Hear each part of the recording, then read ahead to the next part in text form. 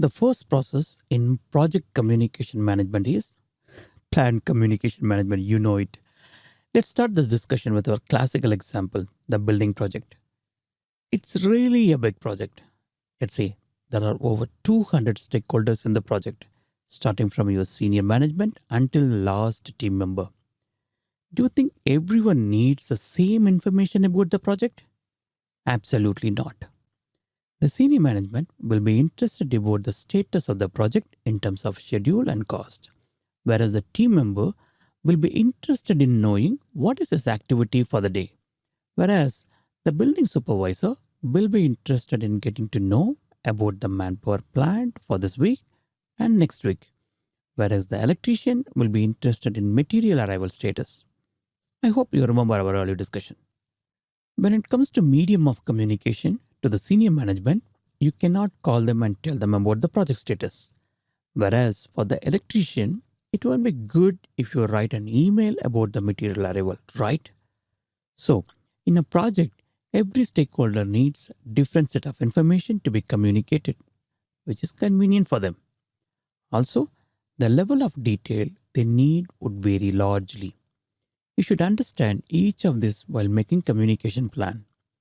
In plan communication management, as a project manager, you make this plan to communicate with the stakeholder. When I say communicate, you decide about what information should go to which stakeholder, in what medium, whether is it written or oral, and also what level of detail the communication should have and how often this communication should reach them. These details widely vary depending on the type of project, organization, and stakeholder need. Now let's look at the definition.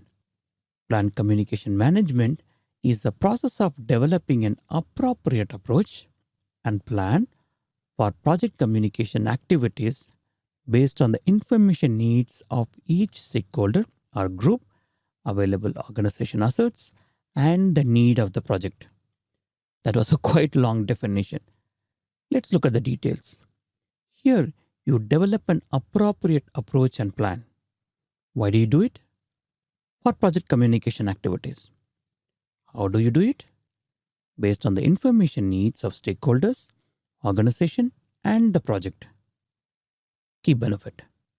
The key benefit of this process is a documented approach to effectively and efficiently engage stakeholders by presenting relevant information in a timely manner. This process is performed periodically throughout the project as needed.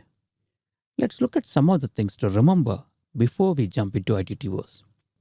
An effective communication management plan recognizes the diverse information needs of the project stakeholders. On most projects, the communication planning is performed very early during stakeholder identification and project management plan development. It should be reviewed regularly and modified when necessary, such as stakeholder community changes or at the start of each new project phase. Project information that need to be communicated, the method of distribution may vary widely depending on the project and depends on the organization and, very importantly, depending on the stakeholder. The method of storage, retrieval, and disposition of project information need to be considered and documented during this process. The result of planned communication management process should be reviewed regularly throughout the project and revised as needed to ensure the continued applicability. To create an effective communication management plan, you must understand communication technology, methods, and models. Let's see how to make the communication effective. You should plan the communication with the stakeholders based on the individual's need and interest. Ask people what information they need and how often. Consider using multiple methods of communicating. Customize communication practices with the organization to meet the needs of the project. Plan communication confirmation from the receiver end. Just aware, communication flows in multiple directions, to and from people at all levels within the organization and external to the organization. So, plan accordingly. Analyze how factors such as location, culture, security, privacy, And language will impact communication on the project. Have a system for storing, maintaining, and retrieving project information. Consider using multiple project documents that are created during various processes to communicate. All right, that wraps up the overview. Let's move to the ITT boss.